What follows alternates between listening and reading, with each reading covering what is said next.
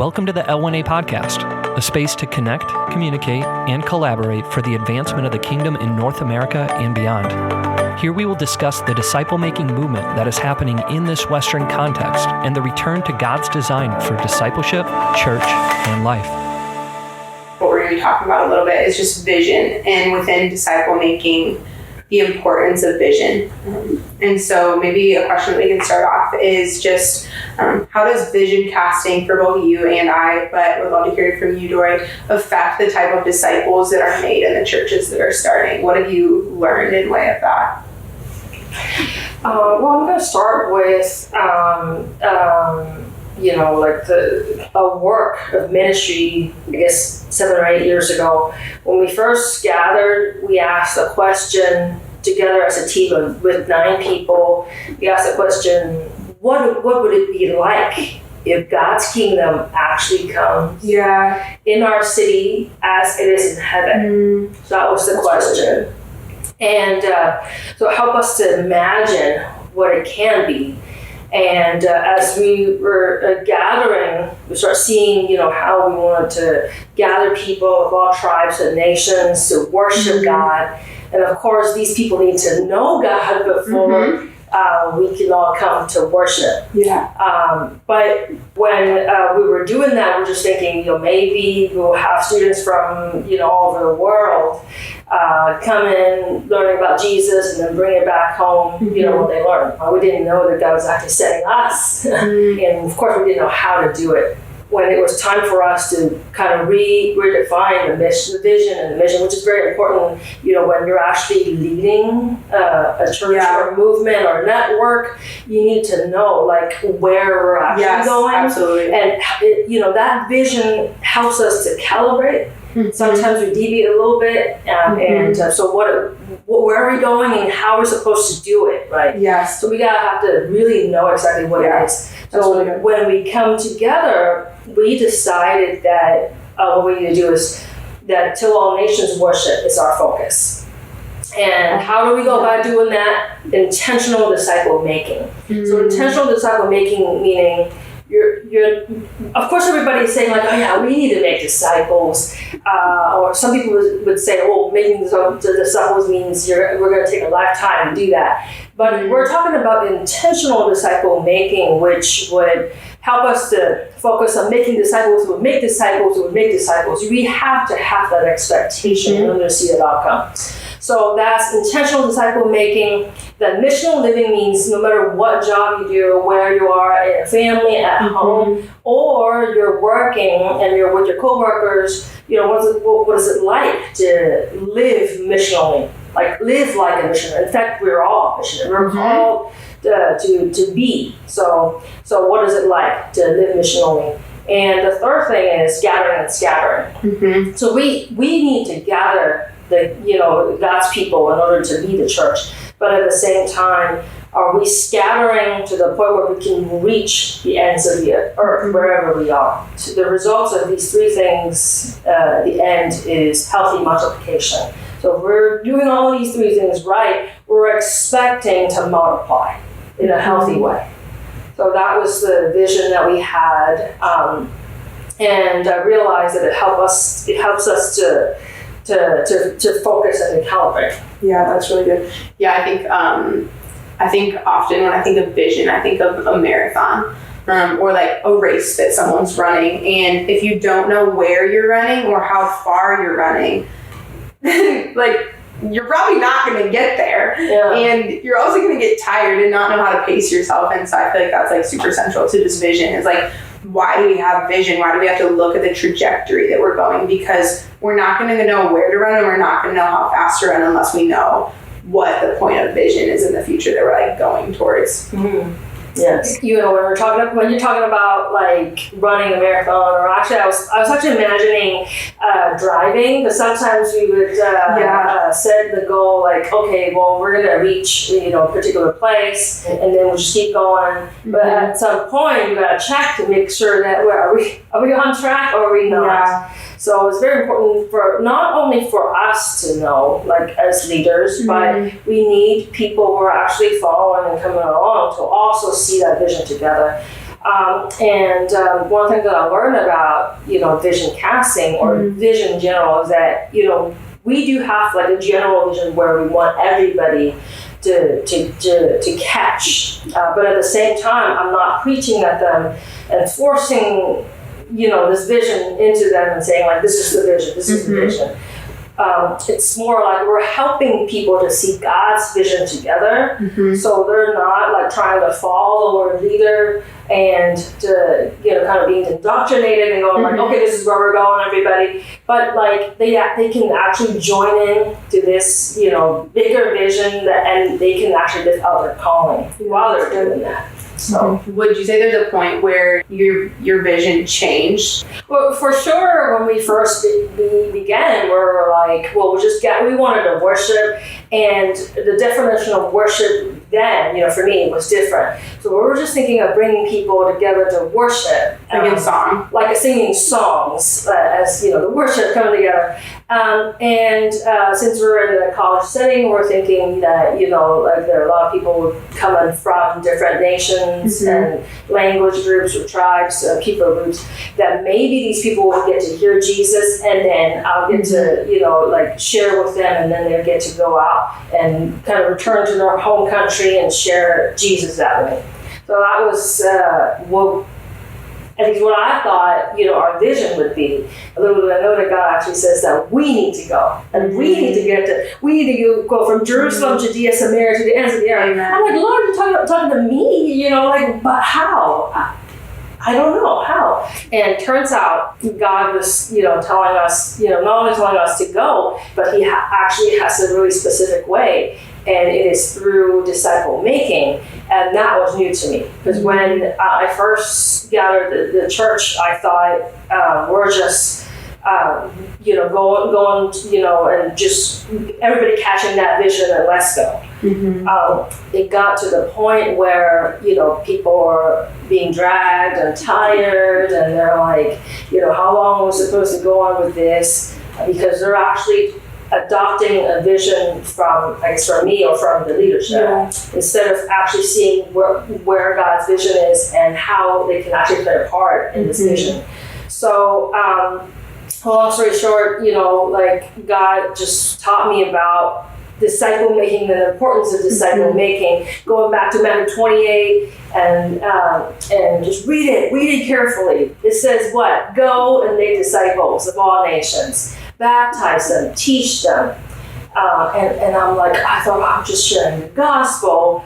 Why are we all of a sudden saying like we're need to make disciples? But wait a minute, that's what Jesus says like 2,000 years ago. Didn't I miss that? So I realized that yes, we need to get to the nations, and yes, what we're going to do is this is our plan. Our plan is to make disciples who would make disciples. Because one person cannot reach the nations, but for sure, if everybody becomes a disciple of Jesus and a disciple maker, we can get there. So I believe that we can get there. In fact, I do believe that we can actually get there during our lifetime.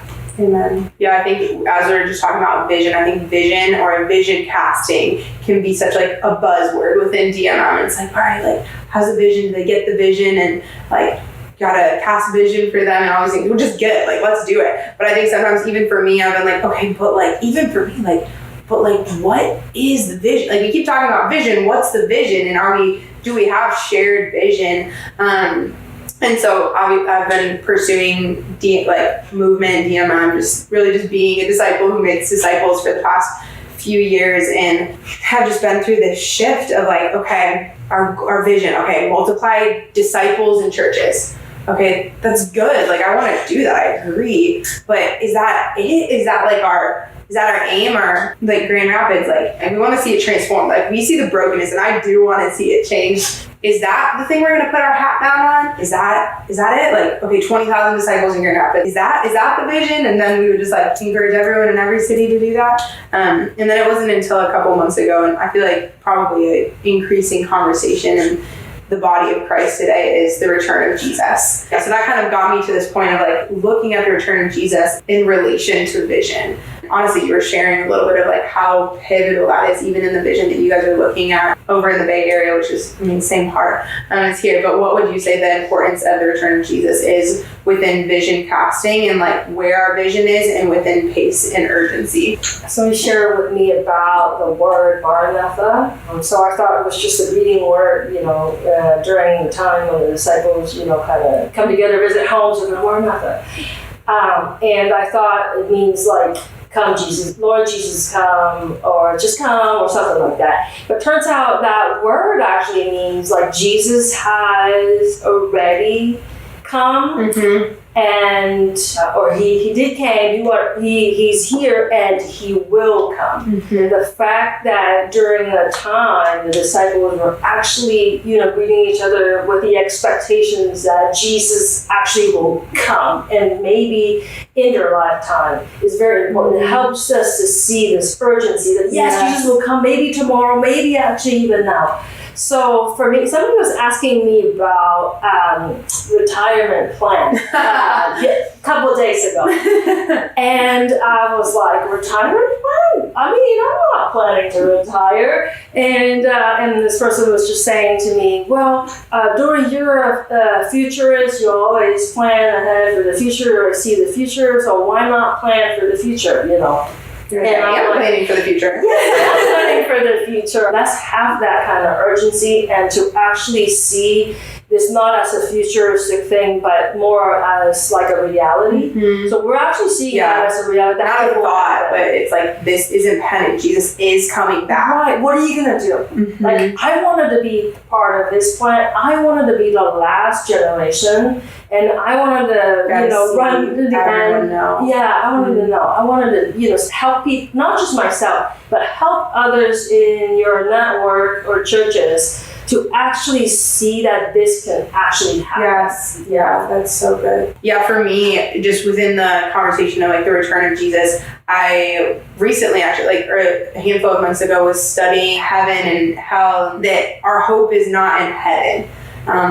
Our hope and our eyes have to be set on Jesus coming back, because if everything ends at heaven in this spiritual place with God, then Satan wins. Like, his dominion stays the world, and it's not like redeemed back to the beginning of like God's plan, because in the garden, Satan like sowed a seed of sin, and then Jesus obviously defeated that on the cross. But like full picture is Jesus is coming back to bring about a new heaven and a new earth. And so I always like I was questioning, like, it's like, okay, is this the vision? Is this the vision? Is this the vision?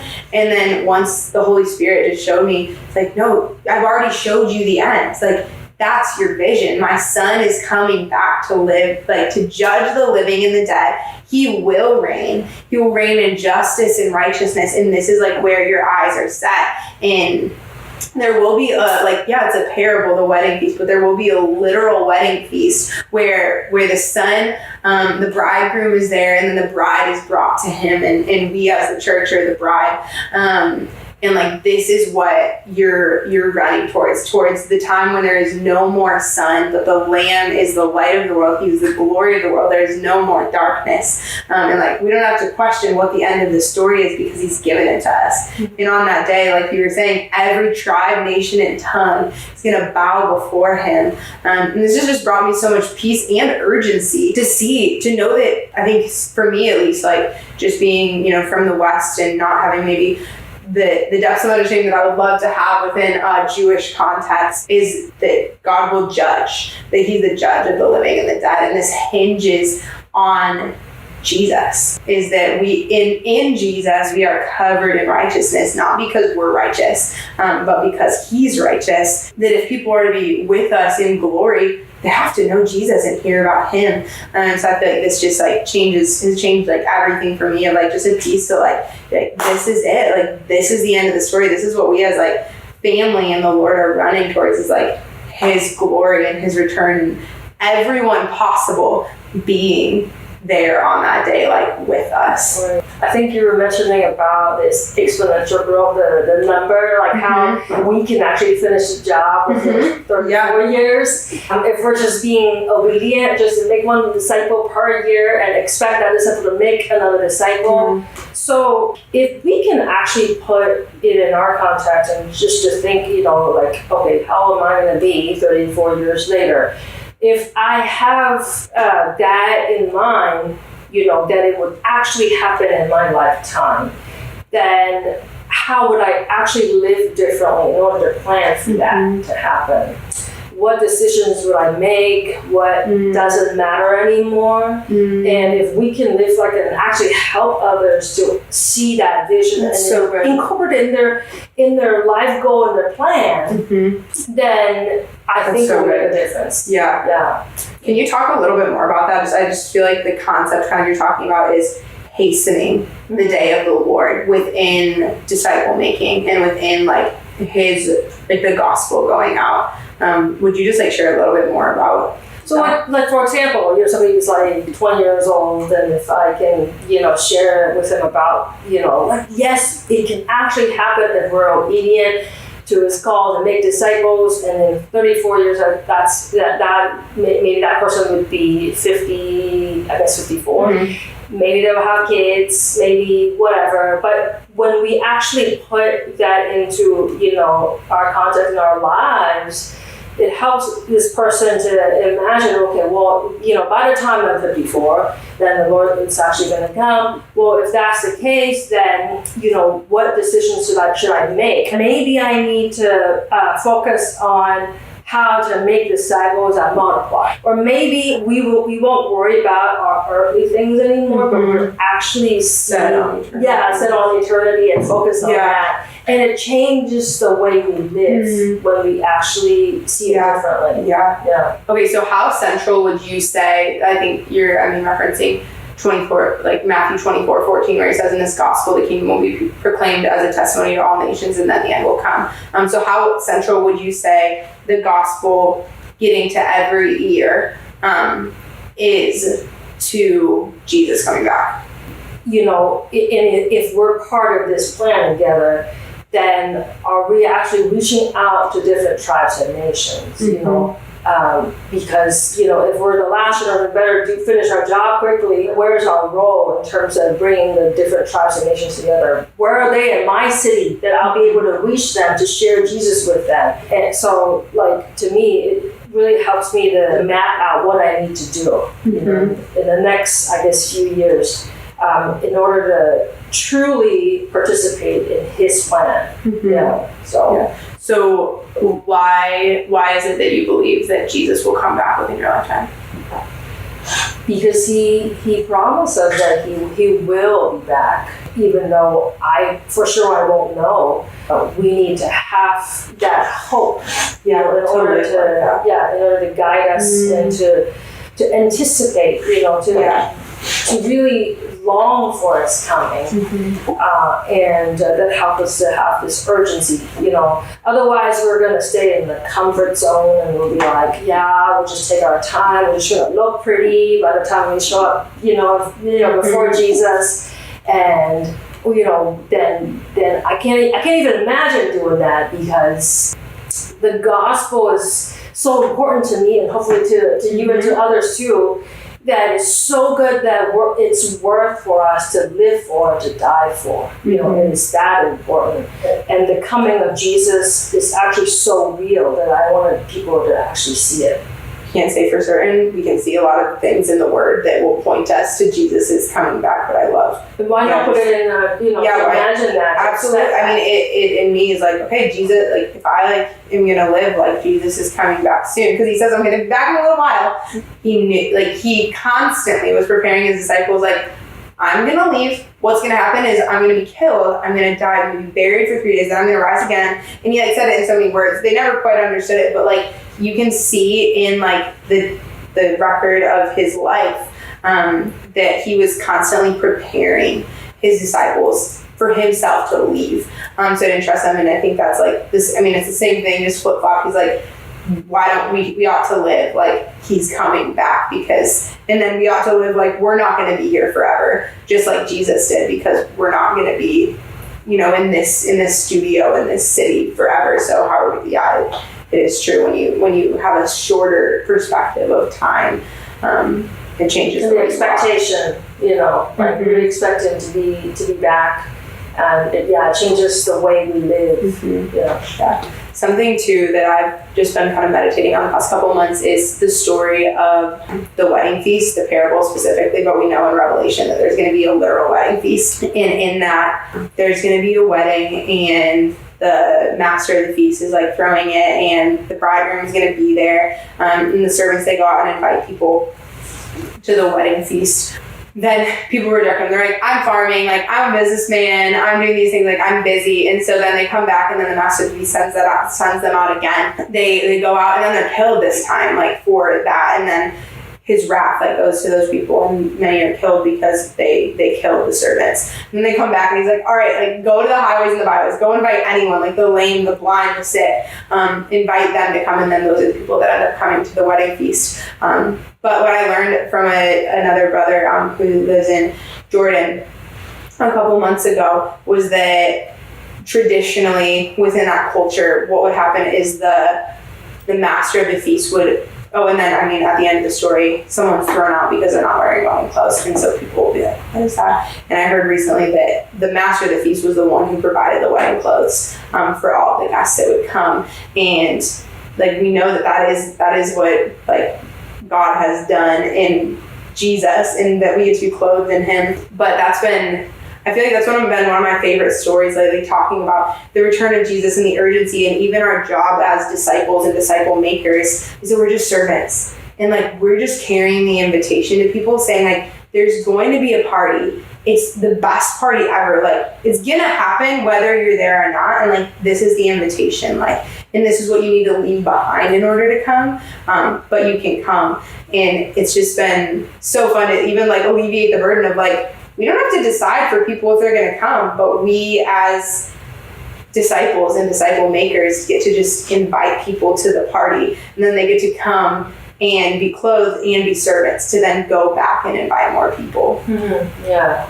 It helps them to actually have that urgency to go, okay, he's going to come, he's going to come. You better put on your clothes, get ready. Yeah. There's a set time. Yeah. 3 years ago, I had this brain surgery, and I survived, thank God. But I guess that experience helped me to know that life is short.